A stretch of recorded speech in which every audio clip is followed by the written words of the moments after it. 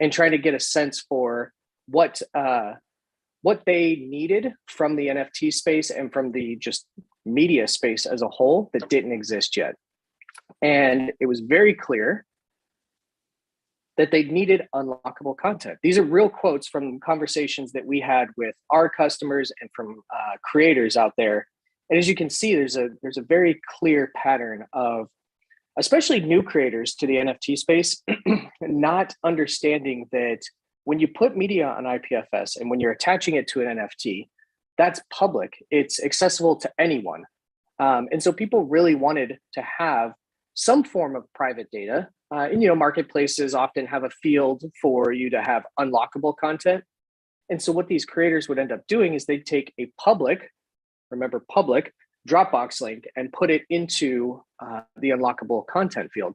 That's really no better than putting a public IPFS link in there. So we wanted to tackle this problem again from the file side, since that's our focus. And we wanted to use IPFS. We've always been built on top of IPFS. The content identifier associated with IPFS media is, to us, the most important part of IPFS, of the whole peer-to-peer storage protocol, because it verifies a piece of content without any additional work on the part of the creator or the consumer. If I give you a content identifier and you don't have the file, I can later send you the file and you can check to see if that file ends up generating the same content identifier I sent you in advance. So you get that sort of authenticity, that proof of authenticity at scale without any additional work. So while we're thinking about how to solve these problems for customers, how to leverage IPFS within Pinata and have private content, we decided that what if we just made private IPFS nodes for our customers a reality? And so that's what we rolled out in, I'll talk about this in a second. That's what we rolled out in September of last year. And those private IPFS nodes were exactly how they sound. They're just IPFS, you get the content identifier, the content is stored, it's just not exposed to the public network. If you dig into how IPFS works, it's very easy to not expose content to the public network. But we wanted to programmatically allow creators, developers, whoever, to expose that content so they could generate rules on their own and expose that content. Part of this idea of giving access to content based on what creators were doing or what creators had their communities doing came from these NFT projects. Bored Ape Yacht Club is probably the most famous. They built a game, they've built a bunch of other content that they only release to their community. And there's a spin-off project called Jenkins the Valet. We've talked with both Bored Ape Yacht Club and Jenkins the Valet to really get further insights into building this submarine feature that we've built. Both of these projects, they needed to lock media, lock content behind some sort of rules, right? But they didn't want to build that rule set. They didn't want to have to create the logic of storing the content, generating logic for unlocking the content, and then serving that content back. They wanted somebody to build that for them so that they could focus on their core offering. And so that's exactly what we did. When we rolled this out, we focused exclusively on developers and allowing them to come up with whatever their own rule set would be for unlocking this content. We figured it would be NFTs, and for the most part, it really is. But what we didn't realize at the time was just how hard this was going to be for non-technical creators. We re-rolled it out into our web app. We added a button in there to upload private content and then to share that private content. But probably not surprising to most of you, and shouldn't have been surprising to us, these creators, these non-technical creators, wanted to have these advanced rule sets, the same things that developers wanted to do. They wanted to say, like, if somebody owns this particular NFT, they should be able to unlock a piece of content that I've submarined. Or if somebody takes this other action, they should be able to unlock it. Well, they couldn't write the code to do that. So over the last few months, we've been thinking about how we could solve that for non-technical creators. And we were fortunate enough to sponsor ETH Denver and also participate at ETH Denver as part of the hackathon. And we took that opportunity in the hackathon to create a non-technical version of Pinata Submarine. And we called it submarine.me. It's a great URL for first of all, but it's also a really easy way for non-technical creators to do exactly what these developers have been able to do ever since we rolled out Pinata Submarine. I want to just show you a quick demo of this, not because I expect you as builders and hackers to use submarine.me. You are more than welcome to, and we'll talk about how you can do it, but more to highlight what you can build. I like to point out that this app is built entirely with the Pinata Submarine API. So I should be able to come here. I think you guys can still see my screen, so somebody can post in the chat if you can't anymore. But we're going to, actually, I already have this loaded up here.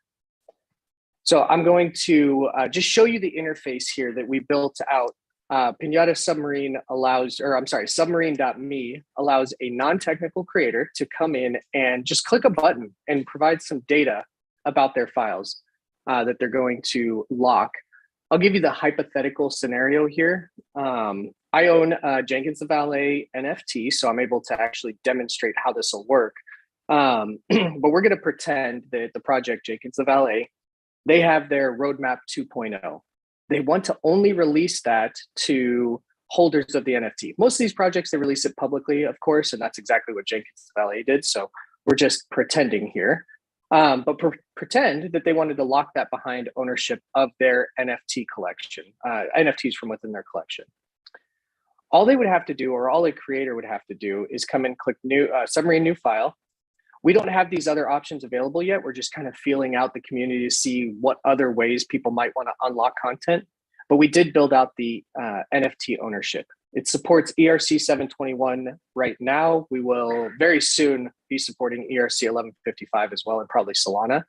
But when they click that, they get to a page where they can provide simple metadata information about the file that's being locked, so that when you get to the screen to unlock it, you know what you're trying to get.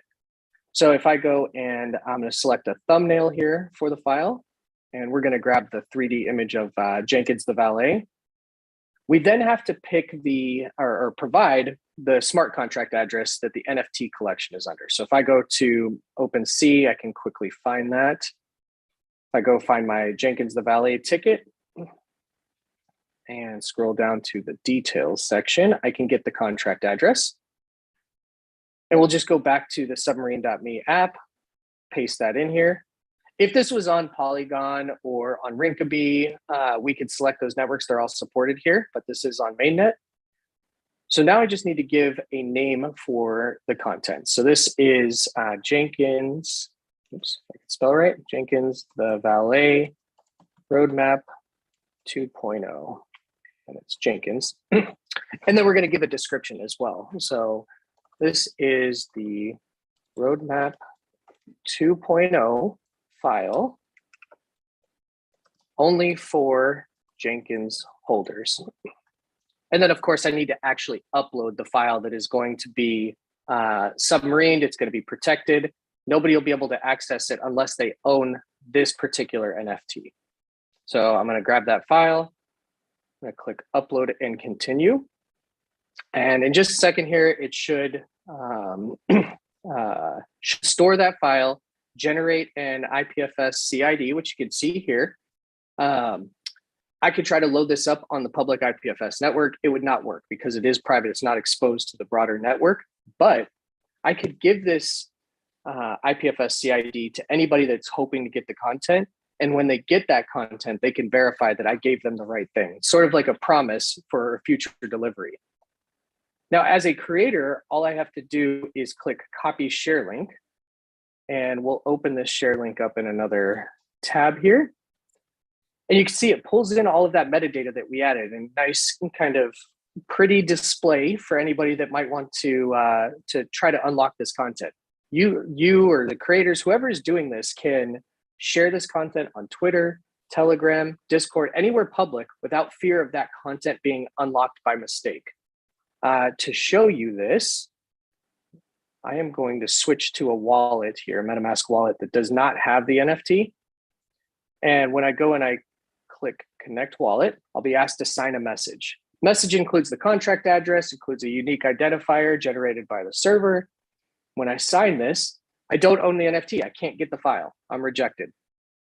But then if I switch back to the wallet that does have the NFT and I do the same thing, you'll see that we verify that the NFT is owned, we fetch the content, and we serve it back. So this is the Jenkins the Valet roadmap.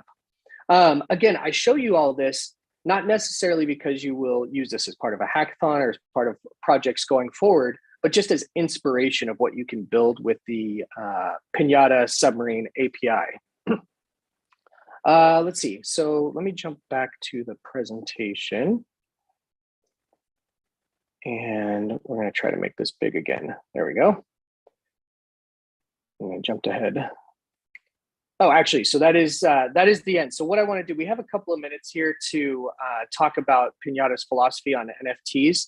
If you have questions, put them in the chat. I'm happy to answer those. I'm just going to quickly cover before we wrap up here how we think about what an NFT is. We've written about this.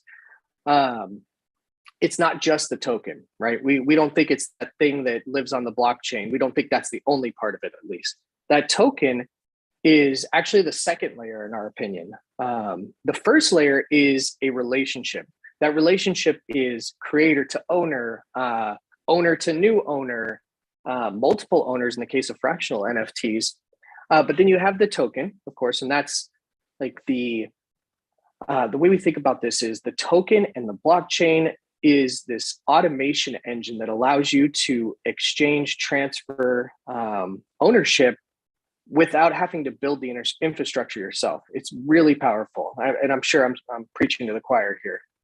The next layer is the metadata, which of course points to the file itself. It points to a bunch of other information, attributes, custom information in there that many projects may not take or may not leverage.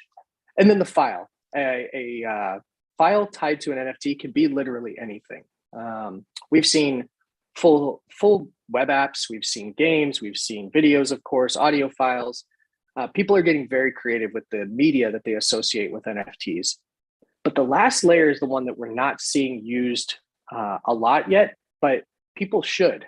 The licensing layer should be built in, whether that's in the metadata, it's like a pointer from the metadata. The licensing layer is very important, especially as larger companies come into the NFT space. Imagine Netflix coming into the NFT space and saying you get your Netflix subscription as an NFT. Of course, they're not going to just let you do whatever you want with that. They're going to have a licensing layer. Same with Warner Music Group or any big company. They're going to have some sort of licensing. If they can put that licensing in as part of the NFT, it's just as transferable, it's just as easy to fetch, and it's just as scalable, honestly, as the transferring mechanism of the tokens themselves. So this is just a high-level overview of how we think about NFTs. I'm going to check the chat here, make sure there's no questions still. But there's also an interesting idea that I want to highlight before we wrap up here. And it's this permanence versus preservation. When we're talking about NFTs, we often hear about, well, is it permanent? And my answer to that is always, if you take a step back and you ask, is the Mona Lisa actually permanent? If you think about it, the answer, of course, is that it is not permanent. The reason the Mona Lisa still exists today is because people cared enough to preserve it. Preservation and permanence are two different things. This is why we love IPFS so much, by the way. IPFS is not a blockchain. It works very well with blockchains, and blockchains do a lot of really good things that need to be permanent. IPFS does not need to be permanent.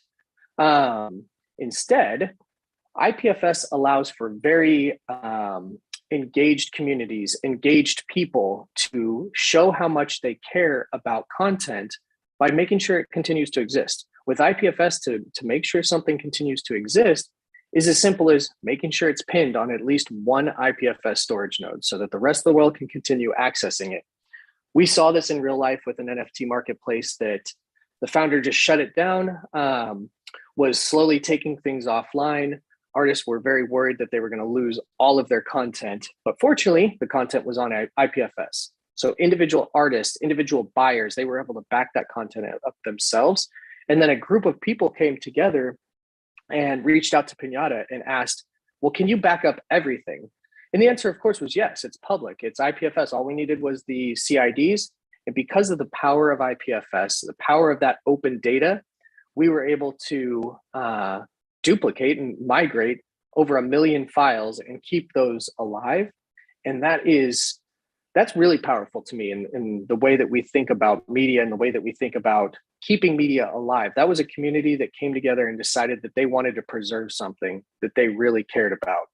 I like to end on that idea because there's so much noise, if you go on Twitter, about permanence and media and NFTs, that sometimes it gets conflated with preservation. So my ask to you as you go out and hack is try not to confuse permanence and preservation. People will preserve things that they care about. And with that, let's see, we've got questions in here. Can we get some more detail about the Submarine API? Absolutely. So I was going to, I don't know if this is the best place to put it, but I'll drop it in the chat right now. The Submarine API is actually on a different URL than, or a different URL than our main API. It's going to eventually be merged back down to the regular api.pinata.cloud. But right now it's at the manage.mypinata.cloud/API/v1, and the docs are in the chat. So let's see what methods are available. All the methods are listed out there. With the API, you can store your content. You just have to say pin to IPFS is false. That's how you're indicating that it is submarined and not in the public network. You can list your content. One of the cool things that we did enable with, I'll try to scroll down to it since you guys can see here. One of the cool things that we enabled in the submarine side of the API and the IPFS nodes that's not quite as easy on the public nodes, but in retrospect, we wish we had done this, and we may in the future, is you can list the contents of a folder very easily. For those of you that have played around with IPFS in the past, listing the contents of a folder often means going directly to the node itself, the IPFS node, running a CLI command on that node, and then waiting for, depending on how big the folder is, for all of those CIDs within the folder to generate and come back to you. We made this much easier with Pinata Submarine. So if you do happen to submarine a folder, it's very easy to list all of the files in there. If there's another, I guess there's also the Discord. So I'll try to find a good place in the Discord to put these docs. I'll put the regular Pinata docs both in the chat here, docs.pinata.cloud, and I'll put it in the Discord or anywhere else that that is useful for everyone. Did I miss any questions? Oh, looks like that's it. If anyone has any last minute questions, that's it for me. I'm very excited to see what everyone builds and both now and in the future. We've seen a lot of great projects come from hackathons and early just tinkering that turned into really great things. So I guess with that, thank you guys very much for taking the time to listen to me, for dealing with my dog barking in the background while I try to present, for all of that. So I really appreciate it. It was a killer presentation. Thank you, Justin, for running us through all of that. And thanks to everybody who spent some time this afternoon with us today. Really appreciate that. And I highly recommend linking up with him in Discord following this to ask the questions that you might not have now, but will pop up later. They're a great resource, and reach out to the mentors as well to get a little bit more insight as you're building out your projects. But we will be ending the room here. Thanks again, Justin and the rest of the crew. Looking forward to seeing you guys soon.